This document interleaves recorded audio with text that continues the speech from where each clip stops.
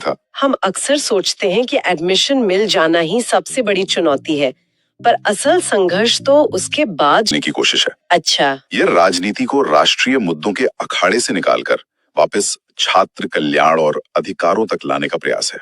और महिला सुरक्षा और मासिक अवकाश जैसे मुद्दों को अपने अभियान का केंद्र बनाना, ये दिखाता है कि वो राजनीति को ज्यादा समावेशी बना रही थी। स्रोत में एक बड़ा मजेदार किस्सा भी है। बताइए। उनके चुनाव प्रचार के दौरान जब एक प्रतिद्वंदी उम्मीदवार ने महंगी एसयूवीज का काफिला निकाला, तो जॉसलिन और उनकी टीम ने जवाब में कैंपस में साइकिल रैली निकाल दी। वाह! ये छोटी सी घटना उनके पूरे कैंपेन का प्रतीक बन गई। सादगी बनाम दिखावा, जमीनी जुड़ाव बनाम बाहुबल। और ये किस्सा उनकी छवि को और मजबूत करता है। आज की राजनीति में जहां अक्सर दिखावे पर जोर दिया जाता है, वहां एक सादा और काम पर केंद्रित व्यक्तित्व वो एक विश्वसनीयता बनाता है। सही बात है। ये उनके जमीनी स्तर के अभियान के साथ पूरी तरह से मेल खाता है।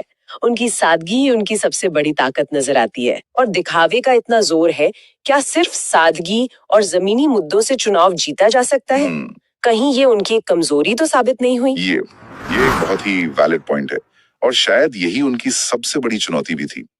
एक तरफ उनकी सादगी ने उन्हें एक विश्वसनीय उम्मीदवार बनाया, लेकिन दूसरी तरफ दसू जैसे बड़े चुनाव में जहां हजारों वोटर होते हैं, वहां हर एक तक व्यक्तिगत रूप से पहुंचना मुश्किल होता है। हाँ, ये तो है। ऐसे में बड़े बजट वाले कैंपेन, पोस्टर्स और सोशल मीडिया की एक बड़ी टीम आपको विजिबिलिटी देती है।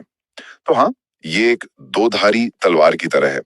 उनकी ताकत ही शायद उनकी सीमा भी थी। तो इतना जबरदस्त जमीनी कैंपेन, इतने प्रासंगिक मुद्दे, 17 साल बाद एक महिला उम्मीदवार, इसके बाद तो नतीजा उनके पक्ष में ही आया होगा। यहीं पर कहानी एक एक दिलचस्प और शायद थोड़ा निराशाजनक मोड़ लेती है।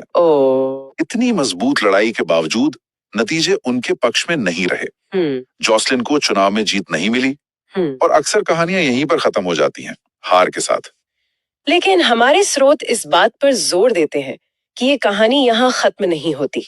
हार के बावजूद उन्होंने ये साबित कर दिया कि गांव की बेटियां भी देश की राजनीति में न सिर्फ हिस्सा ले सकती हैं, बल्कि उसे चुनौती भी दे सकती हैं। एक जगह एक बहुत ही पावरफुल लाइन कही गई है, जीत और हार से बड़ी होती है सोच, और जॉसलिन नंदिता चौधरी ने ये सोच बदल दी है। बिल्कुल। ये पंक्ति अपने आप में पूरी कहानी का सार है। और यही इस कहानी का सबसे शक्तिशाली संदेश है। चुनावी जीत या हार एक तात्कालिक परिणाम है, लेकिन एक नई सोच को जन्म देना या किसी दकियानुसी धारणा को तोड़ना एक स्थायी प्रभाव छोड़ता है। सही कहा। उनकी यात्रा सिर्फ एक चुनाव की कहानी